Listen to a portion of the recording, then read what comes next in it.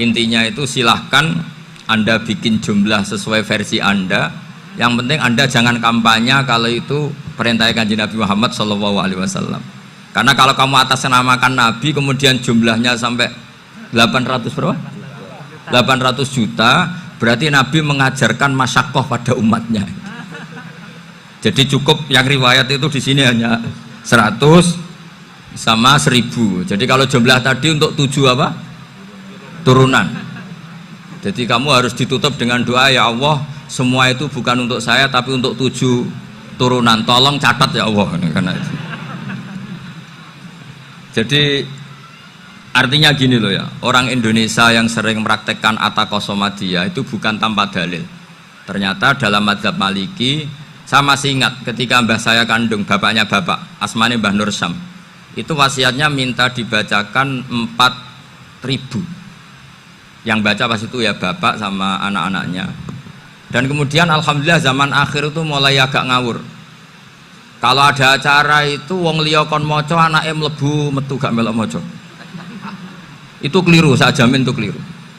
Saya sering kalau mimpin di rumah, kalau yasinan di tonggo-tonggo kok anaknya gak maca, saya keluar. Bapakmu wong liya kon maca, kata saya gitu. Jadi itu menurut saya itu yang jelas. Saya sampai ngisi begini, yang ada riwayatnya itu idza mata ibnu adam in qata amaluhu illa min salasin shadaqatin jariyah au ilmin yuntafa'u bi aw waladin sholihin yatullah. Itu ndak ada di hadis au kiyayin sholihin yatullah, kata. Yang ada itu awaladin apa? Sholihin. Jadi anaknya harus ikut, kalau ndak ada usah, kata. Akhirnya anaknya udah tinggi Gus nggih. Akhirnya tak kei jagung paling akeh, kula mendet sithik. Wong aku ora anake kok. Kadang-kadang enggak, orang lain baca buahnya anaknya mau mlebu metu mau enggak no tamu mbek rokokan. Itu harus ditobatkan itu. Keliru itu. Karena nasnya bukan aukiyayin solihin tapi awaladin solihin. Ini bukan provokator, ini memang ya seperti itu. Barokahnya baca ini, dialog-dialog orang pilihan ini akan tersibak. Karena tidak dalam semua kebaikan itu nggak ada logikanya, rata-rata ada logikanya. Misalnya begini, kalau Anda orang soleh, kemudian anak Anda pamit mau sekolah di Jerman, pilihan Anda mengizinkan apa enggak? Karena potensi jadi fasik ya tinggi, karena di tempat-tempat maksiat. Potensi berdakwah dari daerah yang untuk daerah yang tidak ada dai-nya menjadi ada.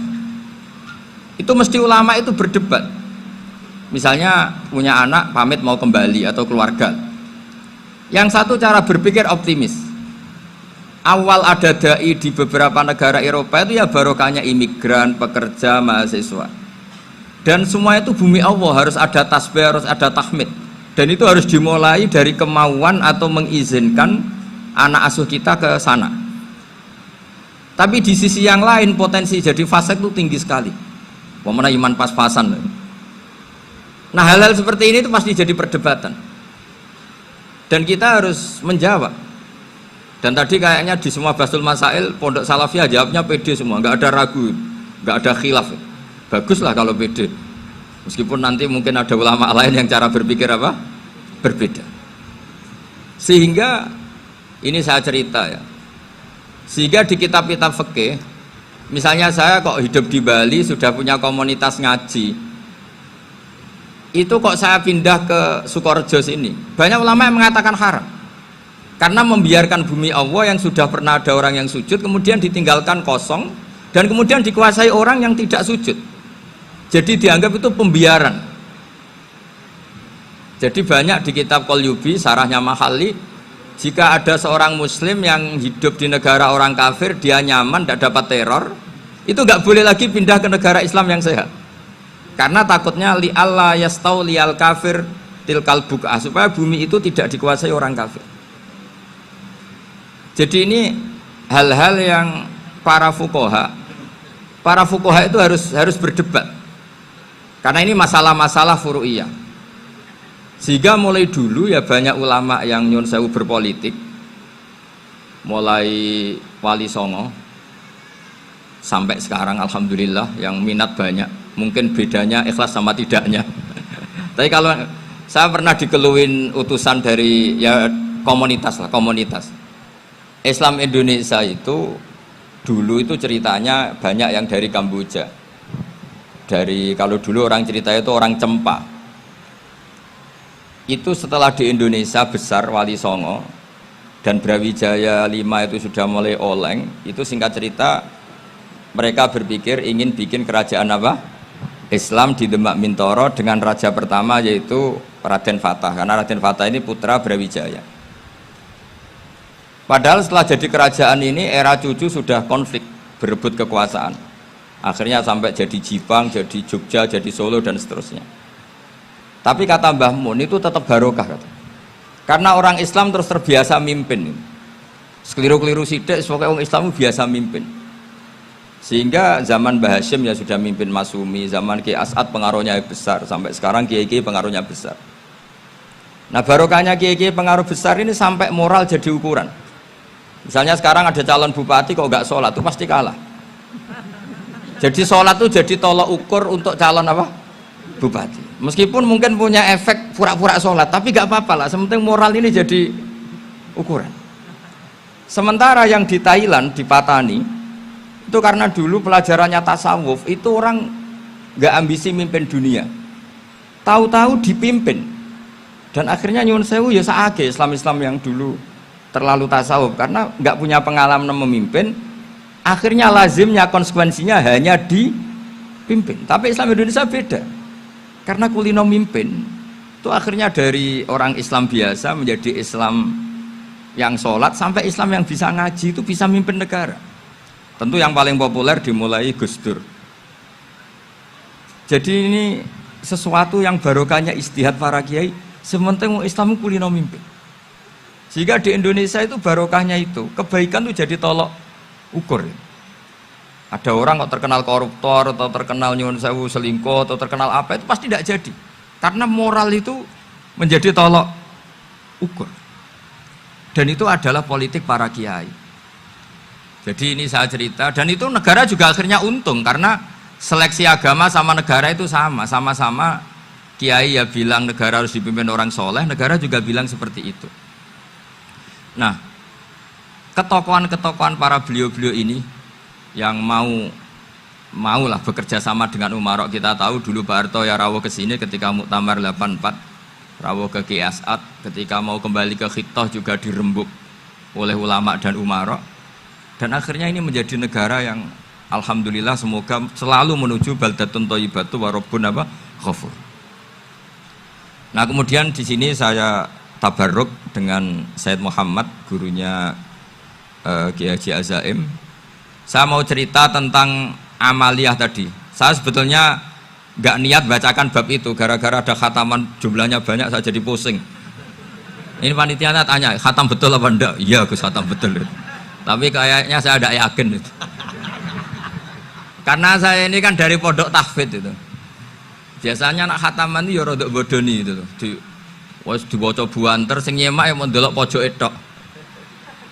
Mergo kebanteran. Nah, akhirnya lafat-lafat yang di tengah itu enggak di apa? Baca. Tapi ya semoga dimaafkan Allah lah. Yang jelas itu enggak. Tapi saya mau cerita ya. Jadi cara berpikir Said Muhammad ini nanti juga saya teruskan di Ma'had Ali. Ini saya baca ya. Di antara yang diyakini madhab Malikiyah, ini saya baca saja teksnya. Jadi ada riwayat namanya, kalau Said Muhammad bahasakan itu Ataqoh Somadiyah. Kalau di Indonesia kadang orang bilang Al-Ataqoh Al-Kubro, yaitu dengan membaca surat Ikhlas. Di sini jumlahnya hanya 100 kali, Kila 1000 kali. Tadi berapa semua? 700 juta, ini sudah susuk banyak ini. Di sini hanya 40, riwayat lagi 100, 1000. Terus sampean tadi berapa? 800 juta. Wah, ini sudah susuk ini. Itu anak cucu sampean pasti masuk surga itu kalau gitu. Ini saya baca, ini kitabnya Said Muhammad ini. Suratul Ikhlasi wal Itqu minan nar. Akhrajat Tabrani fil Kabir an Fairuz ad-Dailami wa Ibnu Uftin Najasi.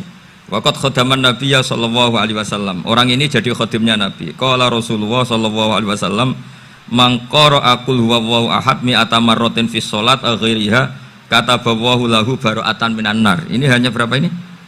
Mi'ata marrah. Berarti kalau satu orang itu cukup 100. Tadi sudah untuk 7 turunan tadi untuk orang berapa? 800 juta. Ya, untuk 7 turunan cukup ya? Cukup. Untuk 7 turunan.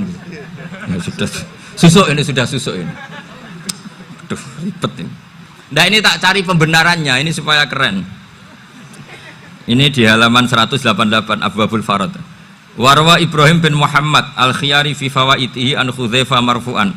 Man qara'a qul huwallahu ahad alfa marratin faqad ishtara nafsahu minallah. Berarti 100, ada riwayat lagi 1000. Nanti tak carikan lagi yang berapa? 1 miliar mungkin. Jangan banyak-banyak. Nah, ini saya baca ya. Wa hadzal adatu huwa al-ma'rufu bi ataqatis somadiyah. Wa qad nassa jama'atun mutaakhiril malikiyah ala istihbabi ataqatis somadiyah wa haddu ala qiraatiha wa istimaliha. Minhum Asy-Syaikh Abdus Salam Al-Asmar sak teruse ini. Jadi kullu haula'i istahabbu ataqatas somadiyah ma'atirafi ba'dihim kal misnawi bi syiddati fi hadisiha. I'timadan ala anna hadza minal fadha'il allati yutasahalu fiha. Faman sa'a yasta'milaha roja'a khusula ma fiha fala ba'sa bidzalik ala syarti alla ya'taqida thubuta dzalika anin nabi sallallahu alaihi wasallam hatta la yaqa fil kitsbi alaihi. Jadi intinya itu silahkan Anda bikin jumlah sesuai versi Anda, yang penting Anda jangan kampanye kalau itu perintah Kanjeng Nabi Muhammad sallallahu alaihi wasallam. Karena kalau kamu atasnamakan Nabi kemudian jumlahnya sampai 800 berapa? 800 juta, berarti Nabi mengajarkan masyakoh pada umatnya. Jadi cukup yang riwayat itu di sini hanya 100 sama 1000. Jadi kalau jumlah tadi untuk 7 apa? Turunan. Jadi kamu harus ditutup dengan doa, ya Allah, semua itu bukan untuk saya tapi untuk 7 turunan. Tolong catat ya Allah. Karena itu. Jadi artinya gini loh ya, orang Indonesia yang sering mempraktekkan ataqosomadiyah itu bukan tanpa dalil. Ternyata dalam mazhab Maliki, saya masih ingat ketika mbah saya kandung, bapaknya bapak, asmane Mbah Nur Syam, itu wasiatnya minta dibacakan 4.000. Yang baca pas itu ya bapak sama anak-anaknya. Dan kemudian alhamdulillah zaman akhir itu mulai agak ngawur. Kalau ada acara itu wong liya kon maca anake mlebu metu gak melok maca. Itu keliru, saya jamin itu keliru. Saya sering kalau mimpin di rumah, kalau yasinan di tonggo-tonggo kok anaknya gak moco, saya keluar. Bapakmu wong liya kok moco, kata saya gitu. Jadi itu menurut saya itu yang jelas, saya sampai ngisi begini.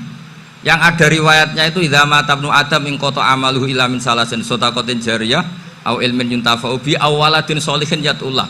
Itu ndak ada di hadis au kiyayin sholihin yatullah, kata saya. Yang ada itu awaladin apa?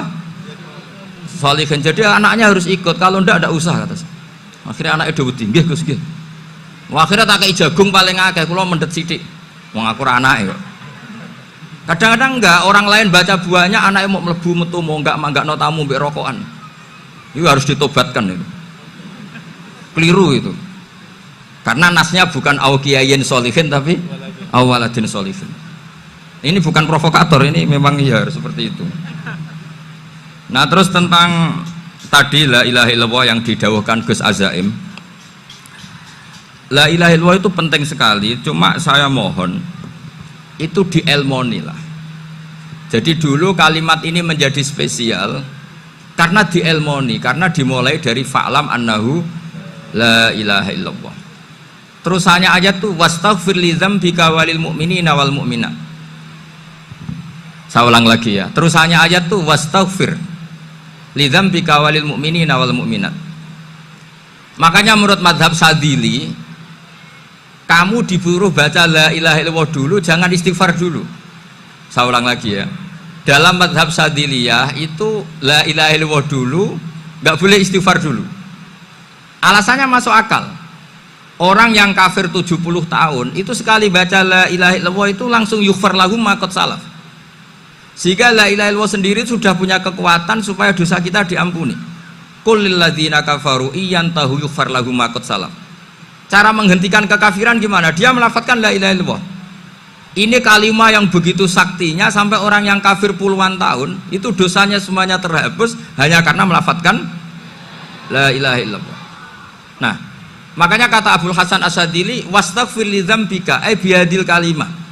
Seseorang sah diistighfar itu kalau melafadzkan la ilaha illallah. Misalnya ada orang kafir mati kafir, sah nggak anak cucunya mengistighfari dia? Tidak sah karena belum melafadzkan la ilaha illallah. Makanya kata Abdul Hasan Asyadzili, wastaghfir li dzambika ay bihadil kalimah. Sehingga lafadz ini spesial betul. Tapi kadang-kadang beberapa mursyid cara berpikir lain. Ini kalimah thayyibah harus dibaca orang suci sehingga mendahulukan apa? Istighfar untuk supaya pas ngelafatkan kalimah thayyibah sudah dalam keadaan apa? Suci. Itu juga masuk akal. Tapi secara meyakinkan saya sendiri lebih mengikuti manhajnya Abdul Hasan Asyadzili karena alasannya tadi yang kafir puluhan tahun saja langsung luntur dosanya karena melafadzkan la ilaha illallah. Artinya la ilaha illallah sendiri sudah bagian dari istighfar.